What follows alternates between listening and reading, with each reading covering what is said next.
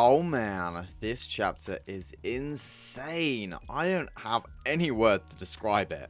And everyone went crazy over last week's break week, but we finally got the new chapter we've been waiting for. And this chapter is really the battle of the silliest and goofiest. It's genuinely hilarious, and I cannot wait to get into it. But before we do, please like and subscribe. It really helps this small channel grow, and as always, we will get into discussions and theories at the end. Now, quickly, for those who have forgotten, in the last chapter, Takaba recalls his motivation for wanting to pursue comedy, through flashbacks of his past life with his partner and going solo. With Takaba coming so close to death, he then apologizes to Kenjaku and pledges to make him laugh his guts out, thereby gaining back his confidence and reactivating his technique. And this takes us straight into the new chapter 242 called Idiot Survivor Rise Up. The chapter starts off with Kenjaku summoning a special grade cursed spirit called the Pinnacle of Okuro against Takaba. And this cursed spirit looks cool, right?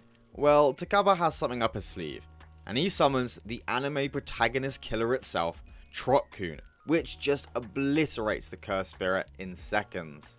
And this cursed spirit is special grade as well, just showing you how powerful Takaba's technique is. Now Takaba is in the driving seat of the truck, and he calls to Kenjaku, who is now lying on the road, asking if he's okay.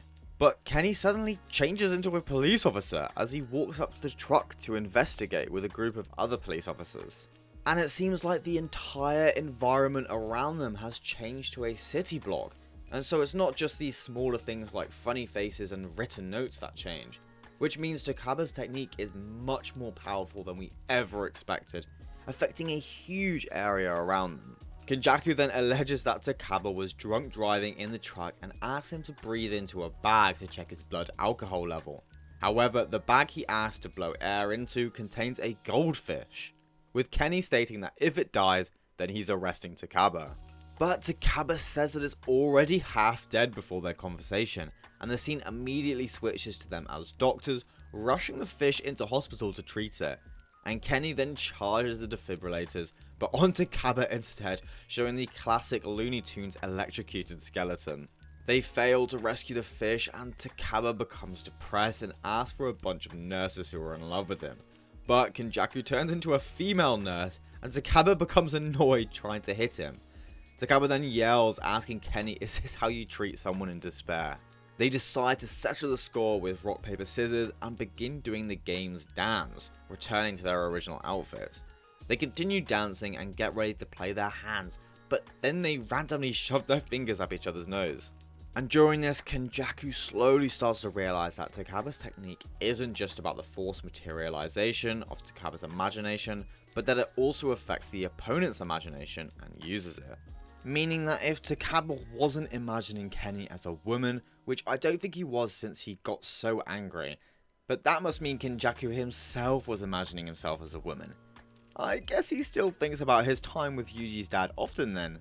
The scene switches to them both playing a quiz game, and Takaba says that he's not going to get any questions wrong on purpose, and Kenny agrees. The host of the game asks who in history has ever said, "It might be interesting, it might not, who can say it?" And Kenjaku replies with Tagasuki Shinsaku, but this answer is wrong and Takaba mocks him. And the next question is, what is the term for the elemental particle that is held together by the strong force? And Takaba doesn't know, but Kenjaku says hadron, which is correct, and Kenny returns mockery.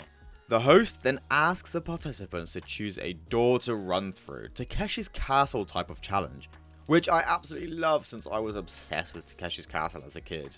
The doors have different answers to the question about Japanese university entrance exams, and they both run towards the same door, saying it was an easy question.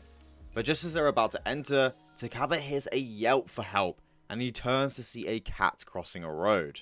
The cat is about to get hit by a taxi, but Takaba rushes to grab it. However, just as he's about to rescue it, it turns out to be Kenjaku popping up with this what the fuck kind of face, which is definitely going to be another meme.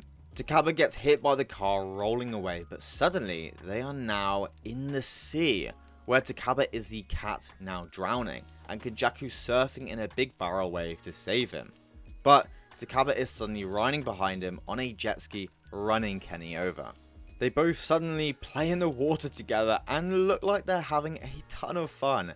And if you told me at the start of the Culling Games, hell, at the start of the entire series, that I'd see Kenjaku and a Power Ranger looking guy splashing each other with water and laughing, I would never believe you.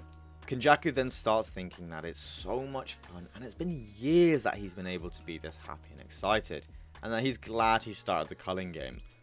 But he snaps out of it, drowning Takaba in the water. However, Takaba pauses and asks Kenny to drink the seawater. The seawater turns out to be Fanta, and Kenjaku is left smiling again in joy.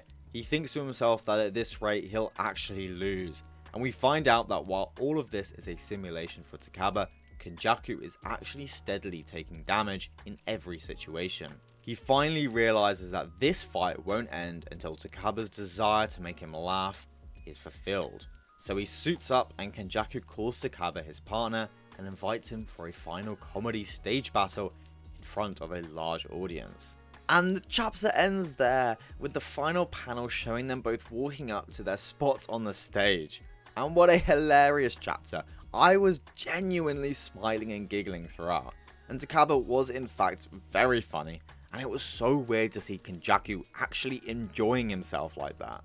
But this chapter shows us a lot more information on the type of curse technique that Takaba has, and it's a lot more powerful than we ever expected, affecting entire areas of influence like whole building blocks, a hospital, and a fucking ocean.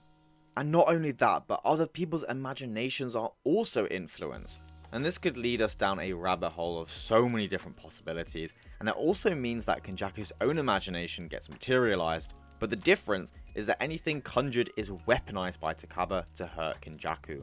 This is definitely showing us the power that could potentially rival Gojo's, and almost definitely beating out Yuki's power now, since even she wasn't able to make Kenjaku unable to use his own technique. Which I am confused at why Kenjaku isn't resorting to his domain expansion, and this could mean that he's either unable to use it due to his imagination getting affected, or he realizes it won't have any effect on Takaba's technique, or that he's confident his words will win and he won't have to reveal it.